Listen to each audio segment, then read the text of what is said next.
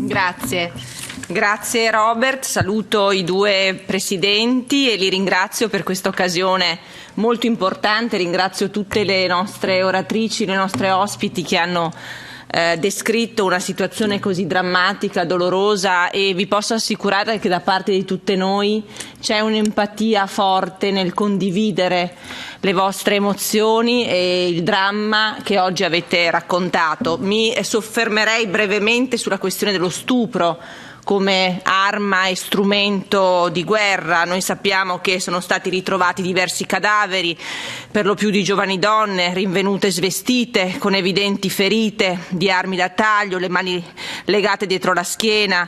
La maggioranza pare siano state assassinate per stupri o ripetuti stupri anche di gruppo.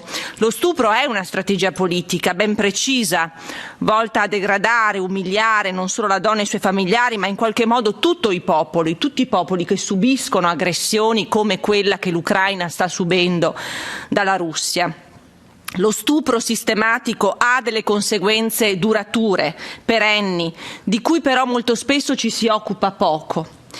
Si tende a cancellare, a dimenticare. Sono poche le donne in grado di testimoniare per gli stupri, le violenze subite. Il loro trauma è ancora troppo recente. Ci sono organizzazioni che lavorano sia online che con le comunità locali per distribuire informazioni, aiuti medici, legali, psicologici a queste vittime di stupro, e l'Unione Europea deve sostenere queste organizzazioni, lo deve fare concretamente. Ma centinaia di donne ucraine fuggite in Polonia dopo aver subito stupri e rimaste incinte stanno facendo molta fatica, per esempio, ad abortire, perché la Polonia, e tu lo sai bene Presidente, la Polonia è uno dei paesi in cui purtroppo non si può abortire, nemmeno quando quella gravidanza è frutto di una violenza così atroce come lo stupro in guerra.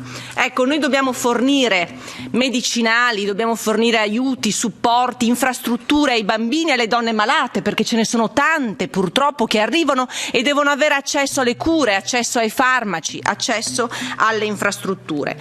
Nel 92 il Consiglio di sicurezza dell'ONU ha definito lo stupro un crimine internazionale da affrontare in via prioritaria, e lo Statuto della Corte Penale Internazionale comprende lo stupro, la schiavitù sessuale, la prostituzione forzata e qualsiasi altra forma di violenza come crimine contro l'umanità. Ecco, io credo che noi dobbiamo insistere perché l'Unione Europea abbia e possa svolgere un ruolo di coordinamento per far sì che ci sia una coordinazione, un'organizzazione tra tutti gli enti che si occupano di queste problematiche. Prendiamo la leadership e aiutiamo concretamente gli Stati e soprattutto il popolo ucraino ad affrontare anche nei mesi successivi questo dramma enorme. Grazie.